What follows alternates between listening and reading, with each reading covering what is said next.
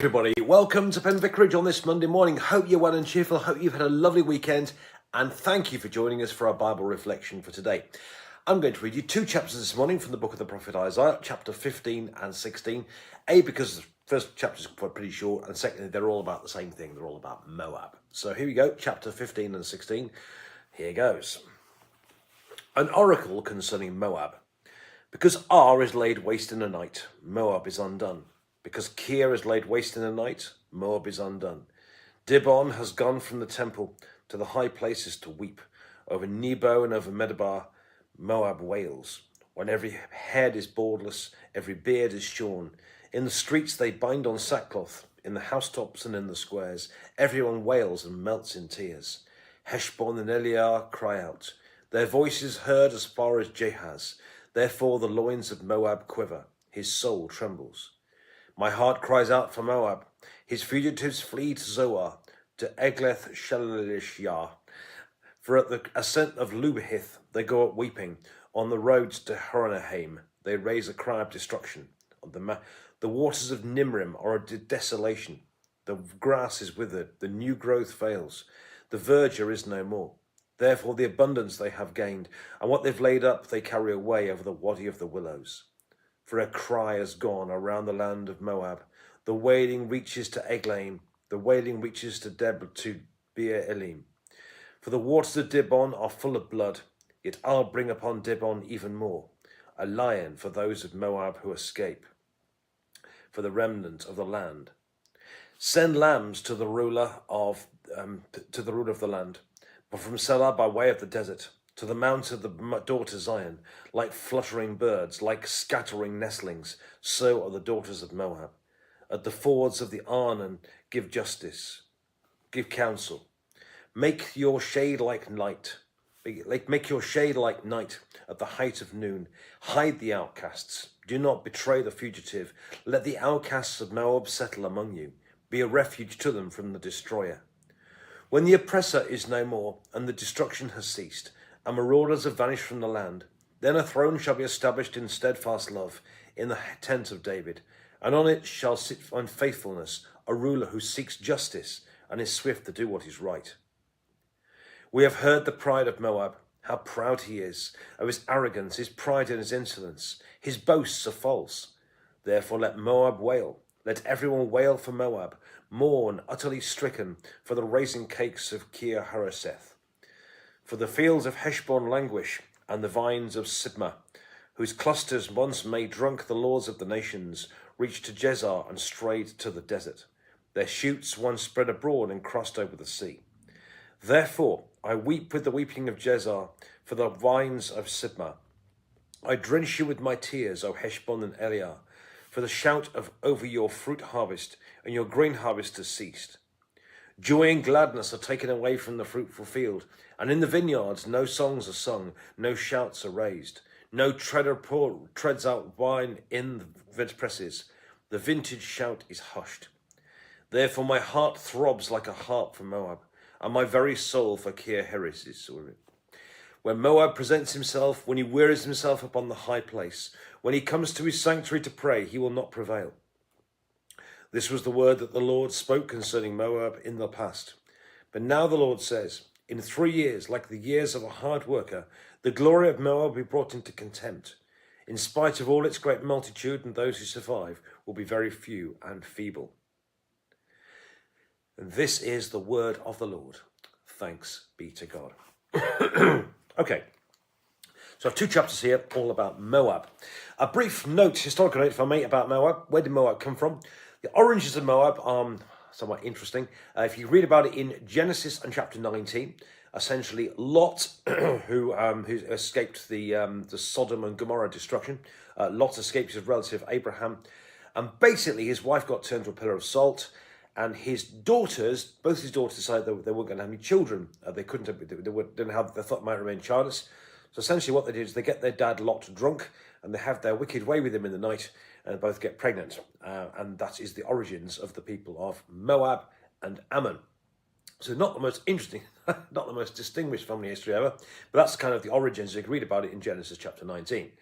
The Moabites, and the Ammonites for that matter, lived essentially in what nowadays we know as Jordan, Transjordan, or the other side of the Jordan River from Israel, and that's where they lived, and that's kind of the way, and they had an interesting sort of history around. They didn't get on particularly well with the Jews, but and a couple of times they messed up. They joined with Nebuchadnezzar in the trashing of Jerusalem, which you can read about in 2 Kings 24 verse 2. And in Ezekiel chapter 25 verse 8, they're recorded as basically saying bad things about Israel's God as well. So basically bad things about God too. So they had a bit of a sort of checkered history. But these two chapters there are about Moab. And essentially, it kind of fits into three sections. Verse 15 is a lament that bad times are to come for them. In the first 5 verses of chapter 16, there is an appeal that God's people will welcome the fugitives from Moab. And the rest of chapter 16 is all about a kind of a lament of the pride of the Moabites. So, verse 15 is a lament that clearly terrible times are about to hit Moab. And it's going to be awful. And the language used is very strong.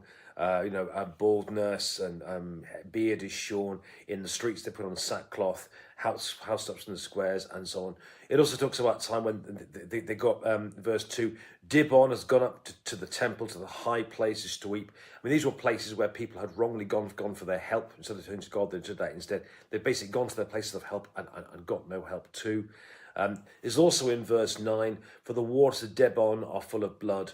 I'll bring more upon Debon. There's a kind of vision of bloodshed here.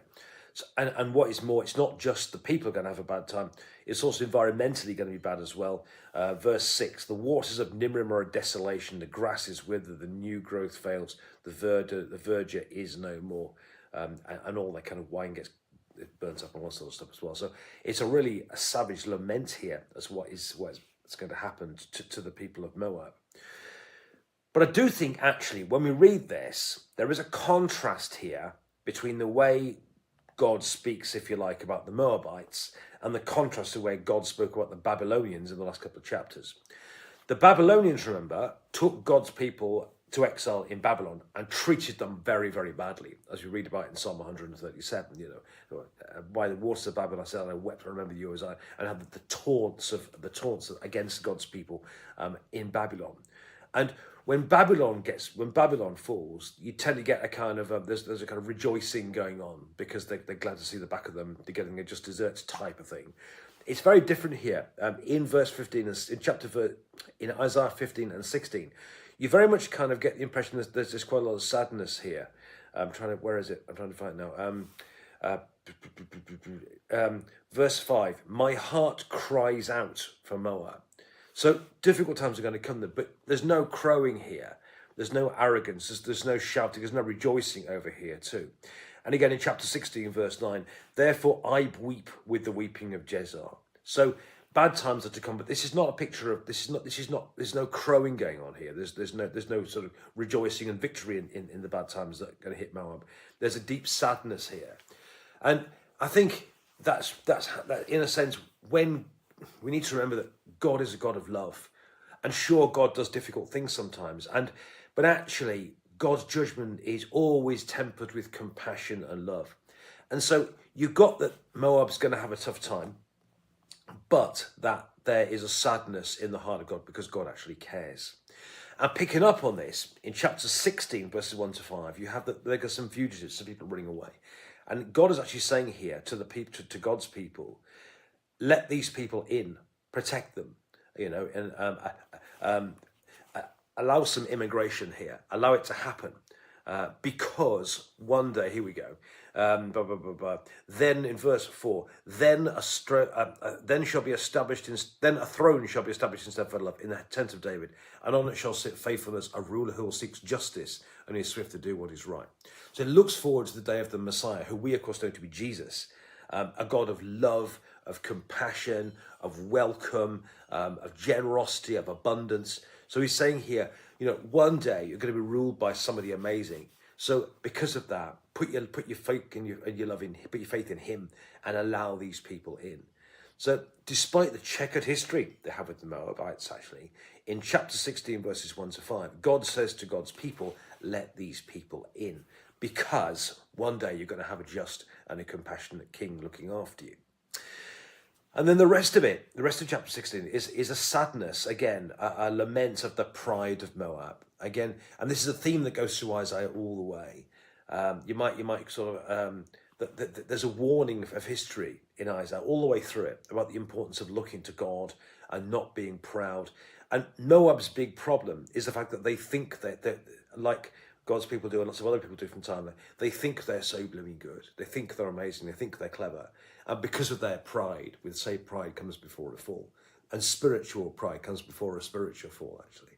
And there's a reminder and a warning to us to make sure that we love God and that we are trusting in him in good times and in bad times too, to remember that we do that. So 3 things from this morning's reading. Apart from a bit of knowledge there about the rather checkered history of Moab, the origins of Moab. First, you notice the compassion of God despite the laments, that sure, judgment is happening here, but you very much get the impression that God is doing this with tears in his eyes. So we should think less about the Old Testament as being blood, guts and gore and judgment. Actually, there's judgment here tempered with continuous compassion.